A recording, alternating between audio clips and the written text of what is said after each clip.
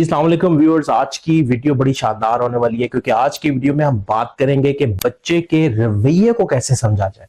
वालिदैन कहते हैं कि बच्चे को समझना बहुत मुश्किल है। आज के बच्चे बड़े मुश्किल हैं, इनको जब तक मारा ना जाए, इनको कंट्रोल नहीं किया जा सकता। तो आज की वीडियो में हम बात करेंगे कि बच्चों के बिहेवियर को कैसे समझा जाए ताकि हम उनको जो चीजें सिखाना चाहते हैं, जिन चीजों से मना करना चाहते हैं, आसानी से कर सकें।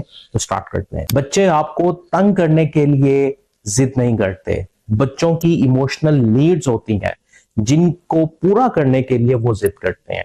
लेकिन यूजली वालिदैन को लगता है कि बच्चा मुझे तंग कर रहा है, बच्चा जिद करके मुझे सता रहा है। बच्चा सताता नहीं है, बल्कि बच्चे की इमोशनल नीड्स हैं जो पूरी नहीं होती तो बच्चा जिद करता है। छोटे बच्चों का प्री फ्रंटल कॉर्टेक्स जो है वो डेवलप नहीं होता, जिसकी वजह से बच्चा लॉजिक को नहीं समझता, इमोशनल ट्रैक पर होता है और वालिदैन उसको लॉजिक से बातें समझाने की कोशिश करते हैं, जबकि बच्चा लॉजिक को नहीं समझ पाता क्योंकि उसके अभी ब्रेन का वो हिस्सा ही डेवलप नहीं हुआ कि वो बहुत ज्यादा लॉजिक को अंडरस्टैंड कर सके।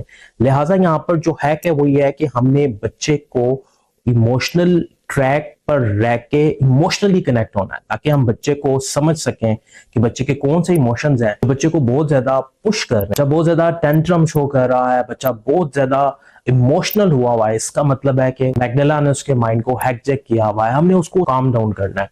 और अमूमन वालिदैन कहते हैं कि आप जो बातें कर रहे हैं ये प्रैक्टिकल लाइफ में अप्लाई नहीं हो सकती। बिल्कुल हो सकती हैं अनटिल हम इस पर प्रैक्टिस ना शुरू करें। माइंड के भी मसल्स हैं, जैसे हमारी बॉडी के मसल्स हैं, जब तक आप मसल्स बिल्ड नहीं करते रिजल्ट्स नहीं आते।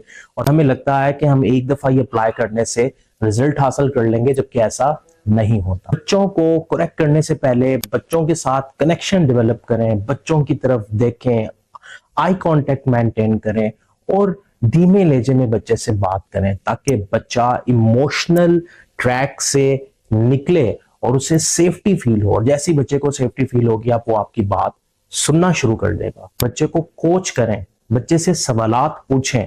जब बच्चा बहुत ज्यादा रो रहा है तो बच्चे के माइंड को, बच्चे के फोकस को बदलें, उससे कोई और चीज पूछें जो उस कॉन्टेक्स्ट से डिफरेंट हो। सवाल एक ऐसा टूल है जिसकी मदद से आप बच्चे के दिमाग को कंट्रोल कर सकते हैं, बच्चे के फोकस को कंट्रोल कर सकते हैं। और अगर बच्चा बहुत ज्यादा उदास है, बच्चा बहुत ज्यादा शोर कर रहा है, बच्चा बहुत ज्यादा चिल्ला रहा है, तो उसे काम डाउन करें और उससे पूछें क्या हुआ, वो क्या चाहता है, उसको जानने की कोशिश करें। और ये अमल सवाल के टूल से होगा। आप क्वेश्चन जितने ज्यादा बच्चे से पूछेंगे, काम रह के बच्चे का कंट्रोल आपके पास आना शुरू हो जाए।